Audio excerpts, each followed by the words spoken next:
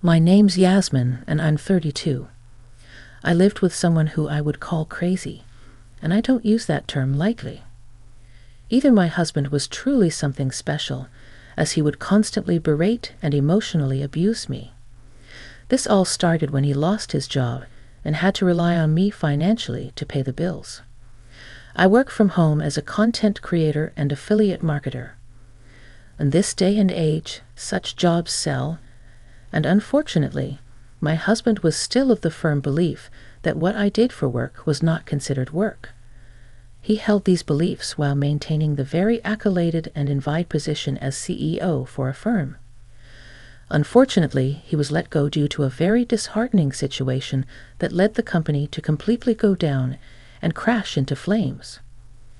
Ever since then, I've been holding down the fort and providing for my man.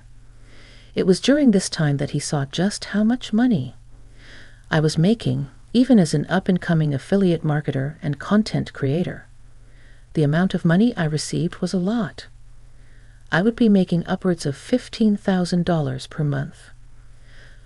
But Oliver didn't pay much mind to this when he was at his job, because he thought that I wasn't making money at all. In his eyes, I was just his silly little housewife. Every time he would ask me for something, I could tell that his manhood was bruised, which I sympathized with for some time, as no one should be made to feel helpless and completely dependent on someone else. However, his bitterness was growing, and it became a complete turn-off. Not too long after, he started his antics of being rude and disrespectful to me. What would make matters worse is that his mother, Beatrice, who he loved most in the world, had no idea of him getting sacked. She was still under the impression that he was providing most of the household income, but that couldn't be further from the truth. She too, like him, was under the impression that what I did for work didn't constitute real work, and so this was a lovely facade that Oliver tried to keep up. When I first sympathized with my husband's feelings of dejection and melancholy, I agreed to play along with the idea that he was still working hard and that I was still relying on him. But recently, I've been battling with the thoughts of just blurting out the truth because I genuinely don't appreciate the way he's been treating me as of late. Yasmin, just to let you know, Mom will be here in a couple of hours, so you need to prepare something for her, Oliver said. I think it would be better if he'd prepare it for her since I'm working. I have several deadlines I need to meet, and all you're doing is playing video games all day, I responded. Begrudgingly, he went to the kitchen and prepared a meal for his mother. And by the time he was done, she arrived. "Oh, my lovely baby boy, how are you?" Beatrice greeted him. "Oh, just wonderful, Mom.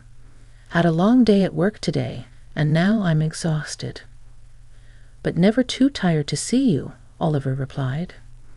"And Yasmin, where is she?" "Oh, she's just in the study, taking up a lot of space as usual for her work projects," Oliver answered. They cackled like two villains, but little did they know I was already on my way to the front door when I heard the doorbell, and I heard everything that they were saying. Nonetheless, I held my tongue and strolled in, acting as if I didn't just hear their hurtful commentary. "Beatrice, you look lovely as usual," I greeted her. "Yasmin, you look fat. Are you getting fatter? Are you pregnant?" she asked. "No, Beatrice, I'm not pregnant. I suppose I might have put on a bit more weight, but such is the life of a lazy housewife, I suppose. I mean, she just sits around all day while I go out and work." "Of course, she'd get a bit plumper, Mom," Oliver interjected. I shot him a death glare, and while Beatrice was laughing at the joke, he gave me a sheepish look as if to say, "Please take one for the team." We proceeded to make our way to the dining table where the food had been set, but to my surprise, everything looked awful. The table wasn't set properly. It was set haphazardly, as if the person, Oliver, setting the table was forced to do it with one hand tied behind their back and their eyes closed. "Goodness gracious me, Yasmin, how could you set the table like this?" "It looks awful," Beatrice commented. For once in my life, I agreed with her, biting back the urge to expose this secret. I let out, I must have just been extremely tired. My apologies, all the while looking at Oliver intently, trying to figure out just how someone could be that stupid. I pulled his arm, forcing him to come with me to the discreet lounge area so that I could talk freely. "Why would you set the table like that?" I demanded. "To teach you a lesson." "Excuse me, what lesson?" "You tried to embarrass me by making me do the work in the kitchen, so now I had to embarrass you in front of my mom to show you that I'm still the head of the household and I'm still in charge around here.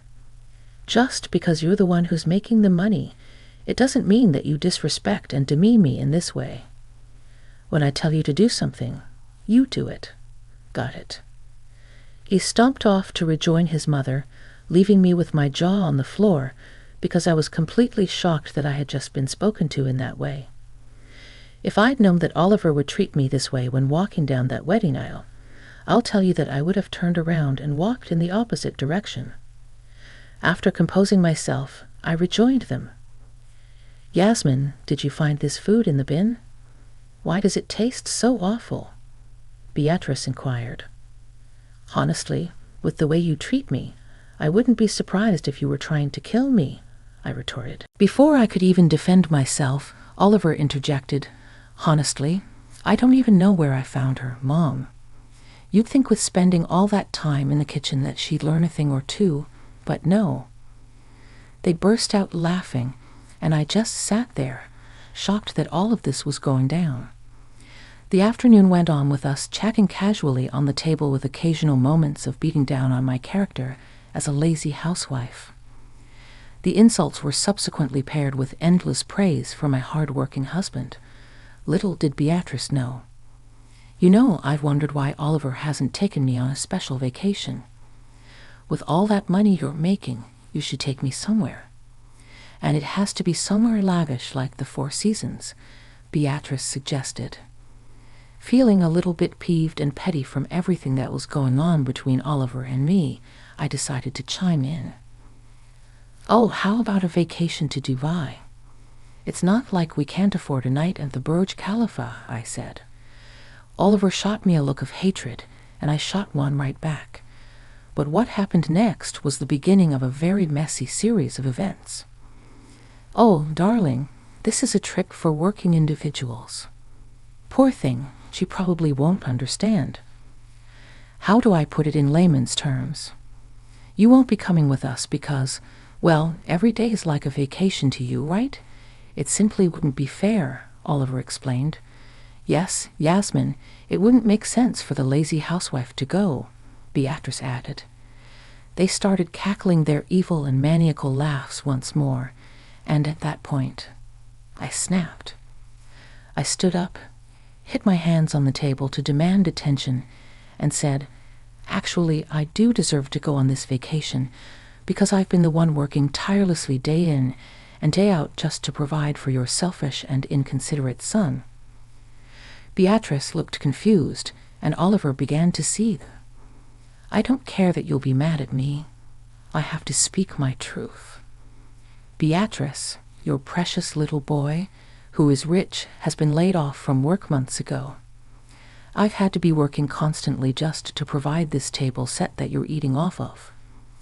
I bought that with my money, the nasty food that was made, all from groceries that I bought with my money, and even the food itself was prepared by Oliver. He's the one who's been doing the cooking and cleaning. He barely does that either.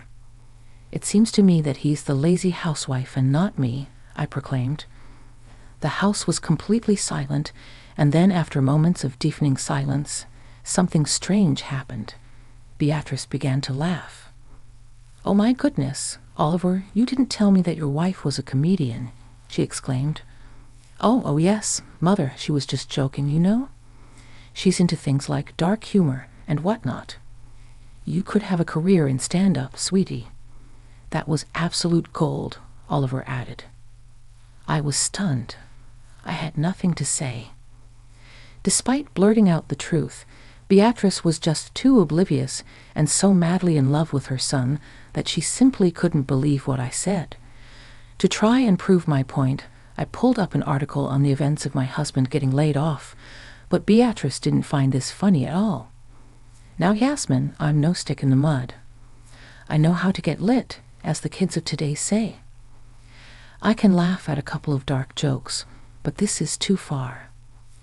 How could you go as far as to make a whole fake website slandering my poor baby's name? She scolded. That woman was too far gone. There was no way that I'd be able to convince her that her son was indeed unemployed and was relying on me for income. I tried explaining further, but she was visibly annoyed at this point. Enough. I won't listen to this any longer. You've taken things too far now. How can you slander your husband's good name and make it seem like he isn't taking care of his home, just like you, Beatrice? I've also had enough, Oliver. Tell her the truth right now. We both waited with bated breath for Oliver's answer. He finally said, I'm so disappointed in you, Yasmin. How could you take that joke this far? I was completely flawed. I had nothing left for these idiots who were standing in my home. I simply couldn't speak. I was so shocked in my state of complete disbelief. Beatrice began to yell and throw all sorts of insults in my direction, saying that I'm an awful housewife for making up a fake website that detailed my husband being let go. Do you know where you'd be without Oliver? On the streets? That's where. You have to take this down. Right this instant. I've been telling you that this isn't my website. It's a legitimate news place that shares local news nonsense. You're just trying to make him look bad. This went on and on into the late evening, and Oliver was backing up his mom, attempting to gaslight me into believing that I was the crazy one. What happened next shocked both of me and Oliver. Oliver, my baby, you can no longer stay here with her. You have to move into something better since she doesn't know how to appreciate her man. Let's teach her a lesson. I've been looking at places to rent on Zillow, and we have to go to this marvelous place on Palm Island. I think a couple of months away from her will teach her a valuable lesson. I could see the panic set in on Oliver's face. Palm Island, that was an expensive neighborhood. There was no way that he'd be able to afford that. Oh, Mom, I don't think we need to be that fresh. There's no need to teach her a lesson. I think she's already learned it. I will stay here and take care of her. Without me, she'd be nothing after all, right, Yasmin? I could see that he was looking for me to confirm his false narrative. He wanted me to play along, receive a final earful from his mother, and have our lives proceed as usual with Beatrice under the impression that I do nothing while he brings in the big bucks. But I wasn't going to have that, not this time. Oliver, I don't think I've learned my lesson. I'm ungrateful, and I need to be put in my place. Right, fine, no problem. You and your mom can rent a place on Palm Island, and I'll be here wallowing. Ugh, the cheek. You'll be sorry, Yasmin, just wait. You won't enjoy the lovely house with us. You'll be stuck here thinking about what you've done. All of the blood from Oliver's face drained. He looked like he'd seen a ghost, but I know the real reason why he looked like that. He was doing mental gymnastics, trying to calculate how much he had left in his savings. I laughed internally, just waiting to see how this would all go down. Beatrice made it a show to call Harold, who was a famous landlord that she knew, requesting if he could especially allow her and her son to move into one of the listings she saw. She put the phone on loudspeakers so that she could flaunt and gloat. Hello, darling. Remember that house? I saw on Zillow. Is it possible if you could bring over the paperwork, as I would like to move in? Wow, that quick. We talked about this just days ago. That property is quite expensive, doll. Are you sure? I'll be moving in with my son. He's loaded. He's gonna take care of everything, won't you, sweetie? Oliver sent over a curt and shy nod. Well, that won't be a problem then. Just send over the necessary documents, and we'll begin the move-in process ASAP. After cutting the call, Beatrice insisted that Oliver should stay another night in this wretched and ungrateful household. Beatrice wanted to stay with Oliver in some luxury hotel until they were able to move into their house, which costs 5 figures to rent per month. Oliver did his best to stay, knowing that his funds were going to be depleted before his very eyes, but still refusing to just tell the truth. It's a shame how someone can be so narcissistic that they wouldn't be able to admit a simple thing to avoid drama and chaos. Nevertheless, I didn't stop them. I even went as far as to pack up his belongings and send them off to wherever they wanted to go. Oliver was sending me text messages throughout the night, begging and pleading with me to say I was sorry so that he could feign feeling bad for me and subsequently come home to take care of me. But I wasn't having any of that. I told him that his pride will be the reason for his demise and that he should just come clean before it was too late. But my husband has a hard head and simply would not listen to reason. Some weeks of him spending time in a ridiculously expensive luxury resort with his mother siphoning his funds went by. At this point, his begging became incessant, and he showed me that his funds were depleting steadily due to his mother's spending habits.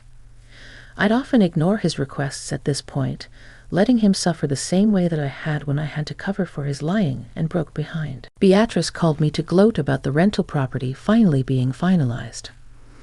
I continued to congratulate her and wish her all the best, and she was irritated that I wasn't perturbed by the situation.